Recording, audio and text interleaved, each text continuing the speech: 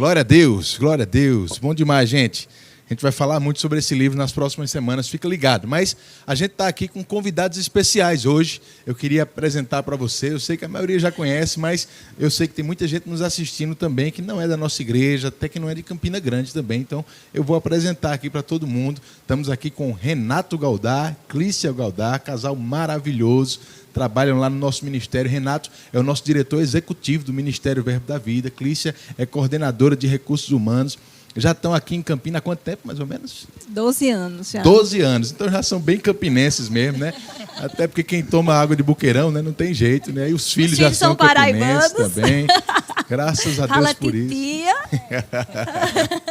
Bom demais, bom demais. Eu queria que vocês saudassem o pessoal e a gente vai começar conversando um pouquinho sobre a história de vocês, tá bom? Renato e Clícia, dá um oi aí para o pessoal. Está nos assistindo agora, por favor. Olá, queridos, boa noite. É um prazer enorme estar com vocês, desfrutar da sua companhia.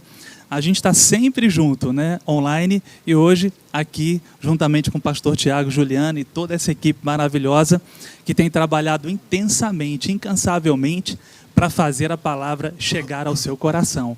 Vai ser um tempo maravilhoso que nós vamos desfrutar. Amém. Boa noite, queridos, a paz. Estamos aqui na igreja, né? Eu confesso que quando eu cheguei, fiquei emocionada de chegar aqui. E eu entendo você, né? Nós estamos com muita saudade de congregar, né? De estar aqui nesse lugar. E nós não vemos a hora de estar todo mundo junto, chegar antes e sair bem depois que o culto terminar.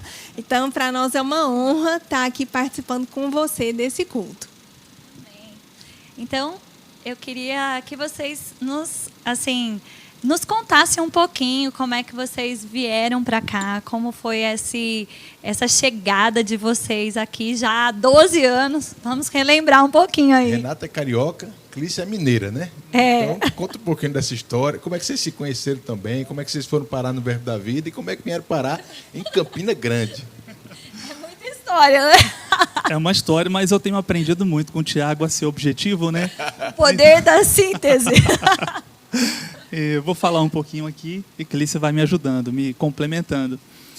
Eu me converti, né, em Uberlândia, fui para lá fazer faculdade. Quando terminei meu curso, fui para o Rio de Janeiro para fazer mestrado lá. E no Rio, né, quando cheguei, eu orava ao Senhor, já tinha conhecido Jesus, e eu orava ao Senhor para me ajudar a me dirigir para um lugar em que eu pudesse crescer no Senhor, aprender mais da palavra. E foi lá que eu conheci o Verbo da Vida, na nossa igreja de Campo Grande, no Rio de Janeiro.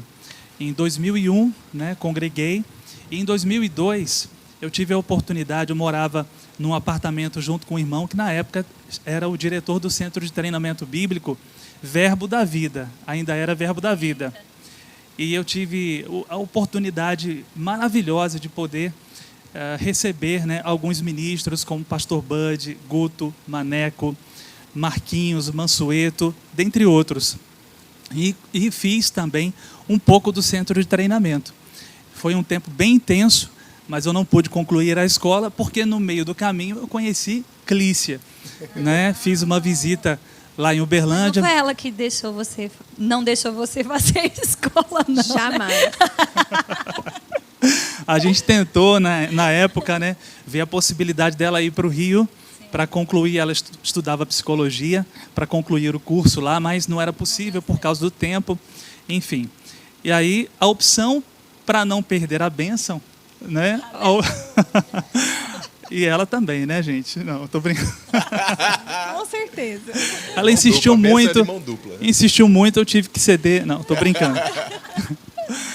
Mas para não perder a bênção, né, eu fui para Uberlândia, porque a gente se conheceu em janeiro de 2002, um pouco depois de eu ter feito minha matrícula no Rema. Foi um ano marcante para mim, tanto pela escola, como por ter conhecido Clícia também, né?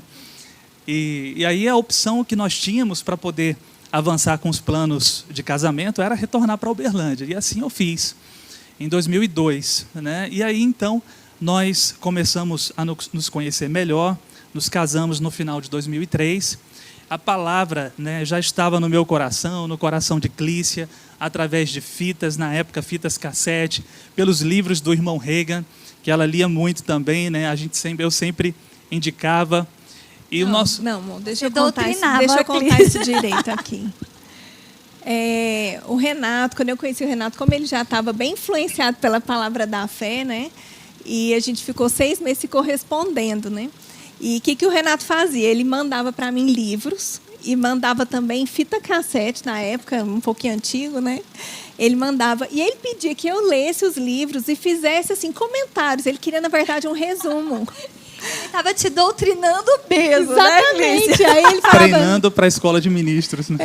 Aí eu li, ele começou, né, com o homem em 3 dimensões, o espírito humano, crescendo espiritualmente. E eu comecei a ler, mas foi maravilhoso, né?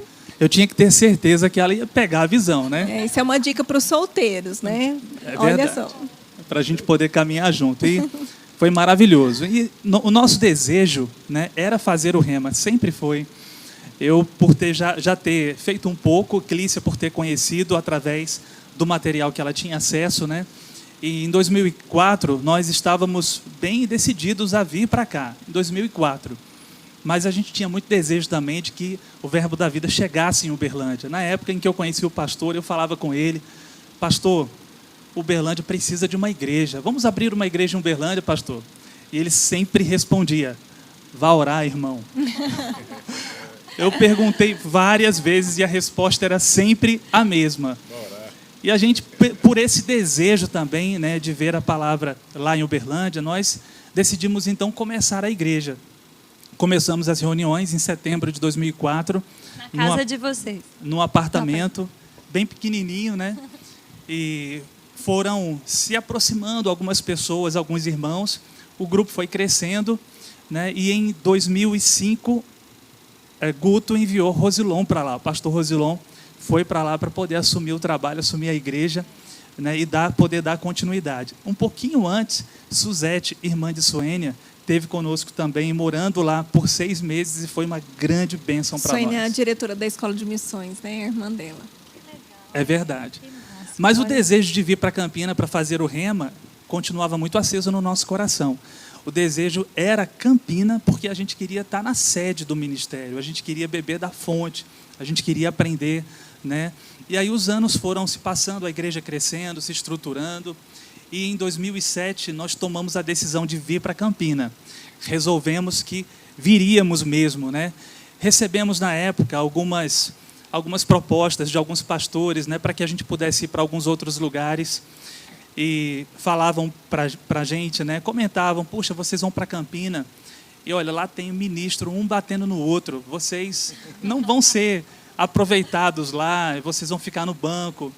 E a gente não tinha nenhum problema com isso. A gente queria vir para Campina para aprender mesmo, né? Para estar perto desses grandes homens de Deus que a gente conhecia, né? Eu conhecia alguns pessoalmente, mas a gente ouvia histórias maravilhosas e a gente queria mesmo aprender o máximo que a gente pudesse. Então viemos no início de 2008. Na época, Clícia tinha 2 empregos e ela se desligou, né? Foi desligada do trabalho e eu consegui uma transferência do banco. Na época eu trabalhava no Bradesco, eu fiz a solicitação e o processo ainda estava em andamento, mas a gente já estava no caminho. A gente já estava chegando aqui em Campina e bem perto aqui de Campina a gente descobriu que deu certo, né? Independente de dar certo ou não, nós já tínhamos tomado uma decisão. Então chegamos em 2008 para fazer o Rema e logo que chegamos tivemos a oportunidade de poder estar mais perto de Guto, né, de Canrobé, do ministério. Guto convidou Clícia, né, para trabalhar no ministério inicialmente, depois o convite se estendeu a mim e estamos servindo. Foi. Ela começou, né, no Recursos Humanos e eu brinco dizendo que ela entrou no RH para poder me contratar.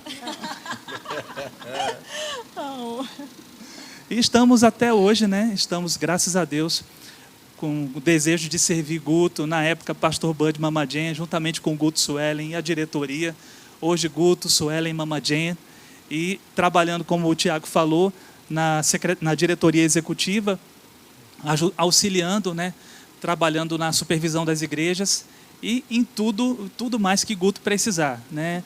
No ministério, você tem que ser bombril, 1001 utilidades. Então, para aquilo que é necessário, a gente sempre tem que estar disponível. Bom demais. Tem muito comentário aqui, viu? Pelo amor É de Deus. difícil ler tudo, mas Muita vamos lá. gente falando. Ó. Thaísa Rodrigues. Thaísa é da nossa equipe de comunicação aqui, né? Ela é carioca também. Ela está dizendo aqui. Eu lembro demais quando o Renato chegou lá na igreja do Rio com cabelo grande de moto. Depois ela pediu para você falar do tempo que você for no louvor, viu, Renato? Mas aí você fala depois. Tem muita gente aqui falando do quanto eles amam vocês. Inclusive um especial aqui chamado Pedro Galdar. Olha. Dizendo, te amo, mãe, te amo, pai. Pedrão, filho primogênito deles. Lu Cortez está dizendo, casal precioso, gratidão por suas vidas. Fomos e somos tão abençoados por todo apoio e carinho no acolhimento e cuidado no nosso retorno missionário. Gratidão, graças a Deus, bom demais. De fato, vocês acolhem muita gente, né, Juliana? Até eu falar sobre isso. Você está roubando minha pergunta. Fica à vontade. De fato, vocês são uma grande bênção, né? No ministério, na vida de tantas pessoas, na nossa vida, nós amamos tanto vocês. E eu sei que vocês já acolheram muitas pessoas na casa de vocês. Vocês realmente pegam a sério aquele texto que diz que tem que ser hospitaleiro, o ministro tem que ser hospitaleiro. Então, fala um pouquinho sobre isso. Quantas pessoas já passaram assim, já moraram com vocês? Desde que nós começamos a igreja lá em Uberlândia, né, quando Suzete foi morar conosco, foi para Uberlândia, ela foi morar conosco, né, e tinha uma outra irmã também que morou, né, por um tempo. E quando nós chegamos em Campina Grande, nós passou poucos meses, um missionário hoje que está na Inglaterra, chamado Getúlio, né, ele morou conosco também, né, e ele ficou menos de um mês, mas foi muito bom. Tem umas histórias. Ele ficou preso? Vai, conta essa. Getúlio, cadê você? Ele sempre está assistindo o nosso culto. Meu Deus, conta aí. Getúlio, você já está nas nações, está tudo bem, né? E teve uma vez, nós estávamos viajando, né, amor? E Getúlio ficou na nossa casa e ele estava se organizando para ir para um culto. E ele trancou a porta do banheiro para tomar banho. Não sei porquê, né? Alguém trancar a porta estando sozinho, né? Mas ele trancou e nisso ele não conseguiu abrir a porta, ele ficou preso. E ele falou que pegou um porta-sabonete que tinha no banheiro e ficava batendo na parede, porque a parede do banheiro era divisa com o apartamento do vizinho. E ele ficava, socorro, socorro. E ele ficou lá por não sei quanto tempo. Ele disse que ele começou a imaginar como é que ele ia fazer, porque vocês viajando, se ninguém abrisse para ele. Eu ri demais quando eu ouvi ele contando também. Aí, por fim, o vizinho chamou, foi a polícia, não foi, amor, que o vizinho chamou? Bombeiro? Foi a polícia. Pelo que eu me lembre, né, ele pode comentar aí se ele estiver online e corrigir, nos ajudar. Mas pelo que eu me lembro, foi a polícia, né, que chegou lá com o bombeiro, lá pelas tantas da madrugada, batendo na porta, né? E aí falando... Acharam que ele era um ladrão, porque ele falou que o pessoal, na hora de entrar... É porque eu lembrei da história do outro lado. Ele contando que o pessoal entrou meio que armado, assim, achando que ele tinha invadido a casa. É possível, né, que o policial tenha entrado pensando assim. Mas engraçado porque ele fala pelo a memória que eu tenho, né, ele fala conversando com o policial do lado de fora, aí o policial perguntou, olha, para a gente abrir, eu vou ter que chamar um chaveiro. Aí, chame, rapaz, chame o chaveiro, mas você tem que pagar. Eu pago, rapaz, eu pago. Pelo amor de Deus, chame o chaveiro. Meu Deus do céu. Mas aí vocês vieram para Campina, né? E aqui em Campina, quantas pessoas já moraram com vocês? Aqui a unção é diferente, né? Passou pela sua casa, não é assim? Morou conosco o Getúlio, né? Ele ficou poucos dias, aí não chegou a agarrar a unção, não. Mas vai casar lá na Inglaterra. Morou conosco também o Rafael, né? Que é o nosso diretor do Centro de Cura, né? E hoje ele está em João Pessoa. A unção do Ceará, tá? A gente começou bem, né? Meu Deus do céu. Rafael, Nível alto. Rafael morou conosco por um ano, não foi, amor? Um ano. Aí Rafael morou num tempo que eu estava grávida da Amanda.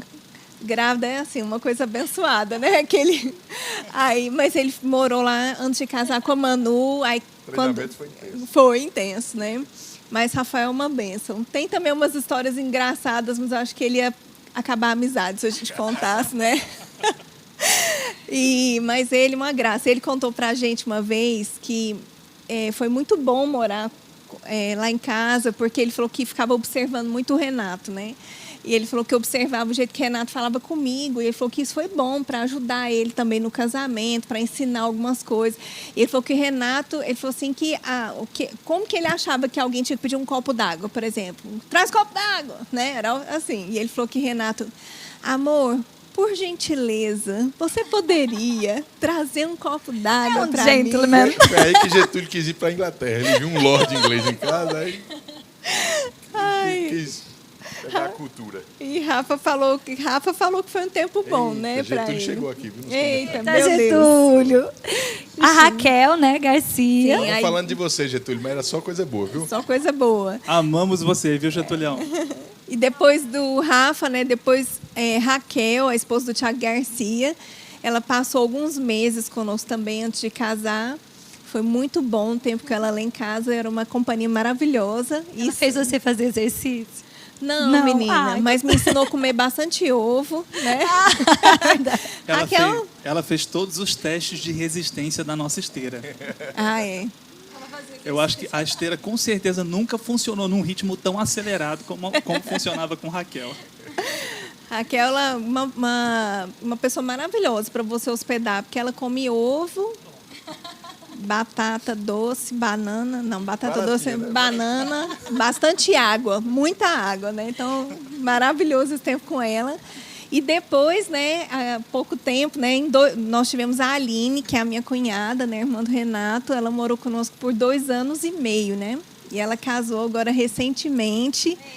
Foi um casamento... Passou lá, casou, né? Então, aí, assim, o que nós queremos dizer? Aproveitar a oportunidade e dizer que temos uma vaga, né? A vaga. Vai ser muito concorrido. Eu acho que eu vou gente- sortear essa Tem vaga. gente se oferecendo aqui já, viu? Tem gente, A gente pode sortear num culto essa vaga, fazer umas hashtags especiais. Ana Cristina Montenegro já está dizendo, ó, deixa eu passar um mês com vocês para ver seu caso. Tem muita gente que vai querer. Glória a Deus. Então vamos lá. Maravilha, bom demais, bom demais. Mas, ó, por formação, né? Clícia é psicóloga de formação e Renato é economista. Por formação também exercem um pouco dessas funções também no trabalho do Ministério, né? Além das funções ministeriais, porque no Ministério a gente só não faz uma coisa, né? Tem muita coisa ao mesmo tempo. Mas eu queria aproveitar, Renato, com o conhecimento que você tem nessa área, nesse tempo que a gente está passando assim de pandemia, o pessoal mais em casa, algumas pessoas sem poder render no trabalho como de costume. Quais são os conselhos que você pode trazer, principalmente para os pais de família, né, sobre essa parte financeira, cuidados financeiros para esse tempo? Então, realmente é um momento bem diferente que a gente tem vivido, né? Com muitas mudanças repentinas e que tem impactado as famílias de formas muito diferentes também. O conselho, de forma geral, né, que a gente tem dado para as pessoas, para os irmãos, é que é um momento de você se guardar naquilo que é principalmente essencial, né, se privar nesse momento de fazer compromissos no longo prazo, porque é como dirigir numa estrada com neblina, né? A gente pode jogar o farol alto, mas a gente não consegue ver muito adiante. Tem muita coisa mudando, né, no país, no cenário mundial. Então, numa situação como essa, o ideal é colocar o farol baixo e poder ir caminhando de acordo com aquilo que a gente consegue enxergar, né? E aproveite esse tempo para estudar sobre finanças, né? Estudar sobre lidar com o dinheiro, com o recurso. Isso é muito importante também para toda a família. E um último conselho, né, seria participe, envolva a sua esposa, a sua família, os seus filhos, naquilo que diz respeito às finanças da casa, né? Em situações de mudança, né? Em situações em que a gente vive algumas situações que são imprevisíveis, né? Que você não esperava viver. É importante que a família esteja envolvida e compreenda algumas eventuais necessidades que você tenha. Então, compartilhar essas informações, ser claro, né, ser transparente, vai ajudar muito. Eu posso me adiantar um pouco mais aqui para falar mais algumas coisas. Queridos, essa área de finanças dentro da família é uma área muito sensível, né? Estudos falam que problemas na área financeira são responsáveis pela maioria, ou são os principais motivos para divórcio, para separação, né? Ou o principal ou o segundo colocado. Então, são áreas realmente que pedem muita atenção da nossa parte. E eu acredito, queridos, que a maioria de nós nunca teve a oportunidade de aprender sobre isso em casa, nunca foi ensinado, nem em casa, nem no colégio. Se você quiser comentar alguma coisa aí, fique à vontade, mas provavelmente você não aprendeu sobre isso, né? Eu aprendi muito pouco, aprendi mais com o exemplo dos meus pais, que me ajudaram, mas hoje a gente percebe a necessidade de que esse tema seja de uma forma mais exaustiva, estudado, compartilhado, compreendido, né? Muitas vezes, queridos, o que nós aprendemos a respeito de finanças dentro de casa é que nós precisamos ganhar dinheiro, não é verdade? Talvez a lição que a maioria de nós aprendeu foi: você precisa ganhar dinheiro, né? E aprender a administrar dinheiro nunca foi algo que foi levantado mesmo, até mesmo por causa da cultura brasileira dentro das famílias. Mas, querido, eu vou lhe perguntar uma coisa. Quando você vê alguém, né, que vive uma vida natural, confortável, que tem um bom carro, que tem uma boa casa, que frequentemente faz viagens, qual é o primeiro pensamento que lhe vem à cabeça? Geralmente as pessoas respondem: rapaz, essa pessoa com certeza ganha bem, né? A gente associa uma vida confortável com ganhar bem. A gente nunca associa com administrar bem, né? Mas é importante, queridos, que a gente saiba, né, que a gente entenda que administrar bem é tão importante, é tão essencial quanto ganhar bem. E esse pensamento, queridos, ele é muito danoso para nós. Por quê? Danoso para as famílias, para os pais de família, porque geralmente a gente não consegue mudar um quadro de renda, né? A gente não consegue ganhar mais no curto prazo ou no médio prazo. Geralmente isso não acontece, não é tão simples assim, mas você consegue aprender a administrar melhor as suas finanças a partir de hoje. A partir de agora, querido, você pode tomar nota de algumas coisas aí e a partir de hoje começar a mudar esse quadro, a forma como você administra as suas finanças. A gente tem irmãos da nossa igreja, João Gabriel, Cleanto, né, que tem as suas contas lá no Instagram com dicas, com orientações maravilhosas. A Marrose, que trabalha conosco no ministério também. Pessoas que podem ensinar, passar orientações maravilhosas para você, como tantos outros que a gente conhece por aí. Então, hoje você pode começar a aprender a administrar melhor. Talvez a gente não consiga ganhar mais tão rapidamente, mas a gente pode ganhar melhor rapidamente. E estudar sobre finanças, deixa eu te dizer uma coisa, querido. Estudar sobre finanças não vai deixar você pão duro. Às vezes a gente pensa, né, que porque vai estudar sobre dinheiro, a gente vai ficar mais mão de vaca. Querido, não vai deixar você mais mão de vaca, não. Vai te dar ferramentas para tomar decisões melhores, para fazer escolhas melhores. Amém? Só para finalizar, né? Podemos aqui? Eu gosto muito, queridos, de uma passagem em 1 Pedro capítulo 3, versículo 7. Mas antes de vir aqui para essa passagem, deixa eu te dizer uma coisa, queridos. Quando você estuda sobre finanças, é importante também que você desenvolva, né, um hábito de planejar, que você aprenda a planejar. Geralmente, planejamento está vinculado a se preparar para o pior, né? Puxa, mas eu vou me planejar, significa que eu vou me preparar, estar me preparando para algo ruim? Deixa eu te dizer uma coisa, guarde isso. Você sempre se planeja para o melhor. Planejar, querido, vai te deixar preparado sempre para o melhor. Para boas oportunidades, para que você realize projetos que Deus tem no seu coração e também para viver o melhor, ainda que você tenha de lidar com o pior. Ainda que você tenha de lidar com uma situação difícil, quando você se planeja, você vai passar pelo pior da melhor forma. Amém. Então, queridos, estude sobre isso, aprenda e aplique na sua vida e você vai ver como você vai ser abençoado. Em 1 Pedro, capítulo 3, versículo 7, eu gosto muito de um texto, né, desse texto, que ele diz assim: maridos, vós igualmente vivei a vida comum do lar com discernimento. Vivei a vida comum do lar com discernimento. Sabe, queridos, muitas vezes a gente tem vivido a vida do lar, mas nem sempre essa vida tem sido comum. E é importante, queridos, que a vida do lar seja comum, que a vida do lar seja compartilhada, que haja cumplicidade, que haja companheirismo, que haja mútua compreensão. E que essa vida compartilhada, essa vida comum, também toque aquilo que diz respeito à área financeira. Sabe, hoje é possível, queridos, a gente ver famílias que vivem divididas debaixo de um mesmo teto, propósitos diferentes, alvos diferentes, lidando com recursos de forma diferente, mas nós entendemos, meu irmão, pela palavra, que não é essa a proposta de família, de vida que Deus tem para nós.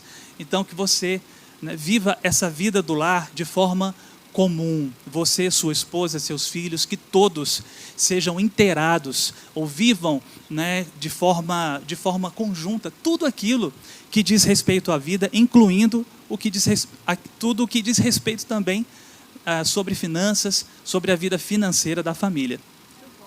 Pensa demais. Uau, na voz do Maneco agora. Foi muito bom. Olha só, o Tom Nunes está dizendo aqui, finanças pessoais deve ser um conhecimento mais disseminado na Igreja de Cristo, porque muitos são insensatos no trato com o dinheiro. É verdade, né? A gente precisa ser educado financeiramente. Eu queria aproveitar até para lembrar aqui o nosso querido amado irmão Cleanto, né, que é gestor financeiro da diretoria, da nossa equipe ministerial. Ele está com uma live semanal, começou semana passada. O primeiro entrevistado foi o próprio Renato aqui, né, no canal do Instagram dele. No IGTV dele. Isso, você pode procurar Renato no perfil lá de Cleanto. E Cleanto conversando. Exatamente, no Instagram você vai ver essa live da semana passada e vai ter semanalmente um programa sobre finanças pessoais, né, administração financeira na família. Cleanto vai estar falando sobre isso toda semana. Acredito que o programa dessa semana é amanhã, às 21 horas. Né, ele vai estar divulgando melhor, mas procura o perfil dele no Instagram. Cleanto, eu vi que ele está aqui nos comentários também. Coloca aí, Cleanto, faz propaganda da live aí nos comentários para o pessoal. E tem um desafio aqui. Um comentário, mas é um desafio também. A gente está fazendo algumas aulinhas especiais para as crianças. Maneco foi desafiado a dar o tabernáculo. E Renato está sendo desafiado a dar finanças às crianças. E aí, educação financeira você aceita o desafio? Vai ser realmente um grande desafio. Mas eu topo, vamos lá. Vamos programar. Glória a Deus. Ó, só 2 comentários interessantes aqui sobre o assunto anterior da casa de vocês lá. A Geneseira disse que é bom pensar em comprar umas beliches lá, que tem muita gente já na lista. Pastor Abraão estava dizendo aqui que o negócio é tão sério que até a cadelinha dele se deu bem lá na casa de vocês. Levou a cadelinha para lá e parece que acabou namorando com um cachorro, né? A unção está forte lá, viu, gente? Graças a Deus. É a unção do matrimônio. Amém. Então, vamos lá. Eu queria, assim, falar com você, Clícia, sobre as crianças, né? Acredito que tanto o Pedro quanto a Amanda estão com as aulas online e é um desafio, né? E o que você poderia contar aí, como está sendo para você, como mãe, e se você tem alguma dica aí para os papais e mamães que estão assistindo a gente. Eu tenho algumas dicas, mas abrindo meu coração aqui, né, é um grande desafio. A primeira semana, meu Deus do céu. Dá graças a Deus pelas professoras, né? Eu dou. A primeira semana na escola deles foram aulas gravadas e a partir da segunda semana as aulas têm sido online, das 7 às 11h30. E, assim, foi um alívio para mim ter a professora intermediando ali. Foi, graças a Deus por isso, né? Foi muito bom. Mas isso não deixa de ser, para eles e para mim também, corrido, porque tem manhãs que são 4 links para cada um. Então, sempre que termina, eles estão assistindo aula por aquele aplicativo Zoom. Então, sempre que termina, aí tem que correr para poder trocar. E, às vezes, dá problema na internet, né? Tem um áudio que eu gravei do Pedro... Eu gravei, não, ele gravou, né? Eu estava numa reunião lá no Ministério de Manhã e ele mandou um áudio, porque aí ele tinha feito alguma coisa errada. Ele, mãe!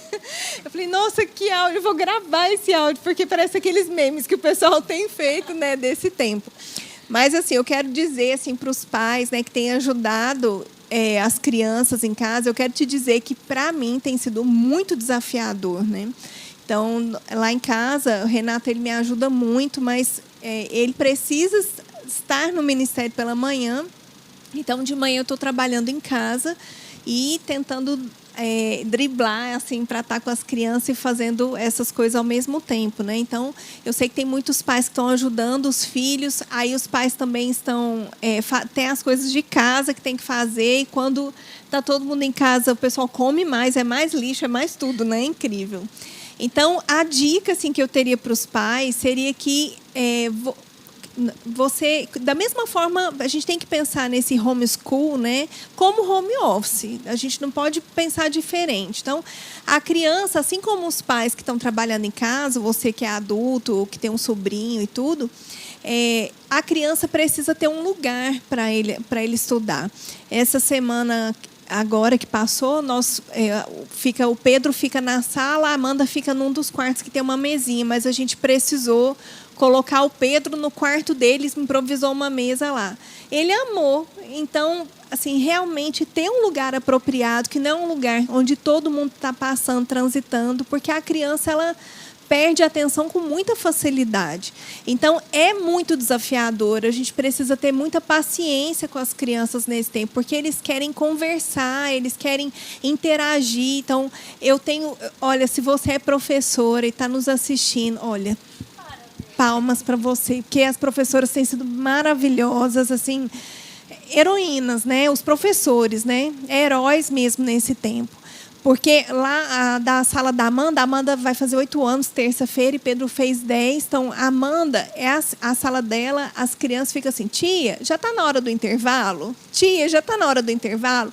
Que página que é? Mas ela ainda está fazendo a chamada, ela não disse página. Então, assim, é muito puxado. Então, a dica é essa, né? Tente colocar o seu filho num ambiente mais reservado possível, né? Porque é claro que a gente está se adaptando, um lugar mais perto de onde a internet, o sinal é melhor, para que ele não perca aquele sinal, porque eles não sabem mexer, então tudo é muito novo e ajuda a diminuir essa ansiedade, né? Tem dia que o Pedro fala, mãe, a professora está igual um robô, fica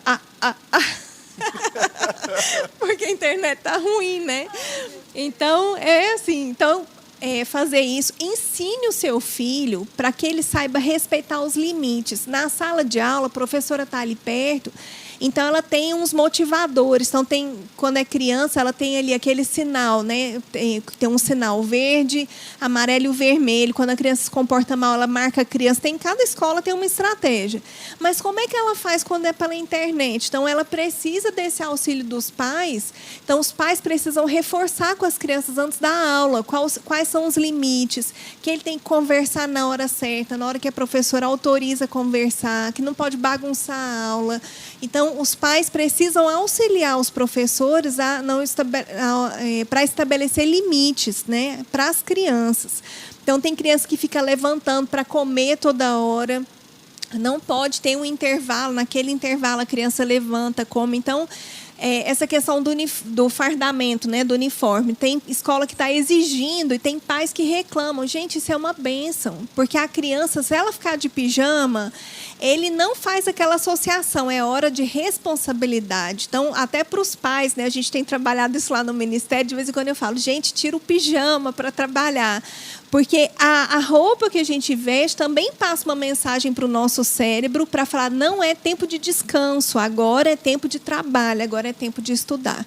Então, estabelecer regras, um lugar apropriado, ter os horários, acordar a criança antes. Então, seguir aí, porque quando isso passar, porque vai passar, a criança vai ter mais facilidade também para retornar para a sala de aula. Maravilha, bom demais. O Miguel Gouveia está dizendo aqui são 3. A Milena Neves está dizendo aqui são 4. O Diego Marquinhos está dizendo aqui é 1, mas vale por 5. Então, cada um tem a sua experiência, né? Não é brincadeira, não. Graças a Deus por isso. O pastor João Roberto mandou um recado para vocês aqui, ó. Renato e Clícia representam muito para o nosso ministério. É verdade, pastor. Graças a Deus por isso. Vamos avançar mais um pouquinho aqui, gente. Eu queria aproveitar e perguntar a Renato aqui sobre o programa que a gente lançou na semana passada, né? O Negócio é Crer, aqui para a igreja, para os empresários, profissionais liberais, empreendedores de uma forma geral na igreja, né? Como é que você está vendo esse tempo para os empreendedores, Renato? Tem algum conselho que você possa dar para eles também nesse tempo? Primeiro, eu queria parabenizar pela iniciativa, Tiagão, né? Porque, de fato, é uma iniciativa maravilhosa, para poder conectar os nossos empresários, nossos irmãos, né, que têm empreendimentos, a um momento de inspiração, de orientações, que eu sei que tem chegado, né, chegou e vai continuar chegando como uma grande ajuda. A orientação que nós poderíamos dar para você nesse tempo, querido, fique com o seu coração aberto para boas oportunidades, né? É importante que tudo isso que nós temos enfrentado, temos atravessado, não traga desânimo, né? Não faça com que você se desfaleça no ânimo, na sua convicção, na sua fé. Se mantenha ligado com a palavra, crendo e confessando, porque com toda certeza, meu irmão, existem oportunidades, existem caminhos que talvez naturalmente você não esteja vendo, mas em Deus você pode encontrá-los para poder continuar avançando naquilo que Deus tem proposto para você, sem que você passe por grandes abalos. No ministério nós temos enfrentado, temos lidado com isso também e temos visto a mão poderosa do Senhor nos sustentando como ministério, como igreja. Eu tenho certeza que é isso que você vai experimentar também. Então, fica conectado com essa programação que foi feita especialmente para você. É claro que para todos os irmãos que estão nos assistindo. Mas eu sei, queridos, que Deus tem inspirações, tem direções específicas para compartilhar ao seu coração, para que a gente possa passar por esse momento e passar bem. Bom demais. No final do programa a gente vai falar sobre o programa de amanhã, né? Como é que vai ser, tem novidade boa, então aguarda aí até o fim.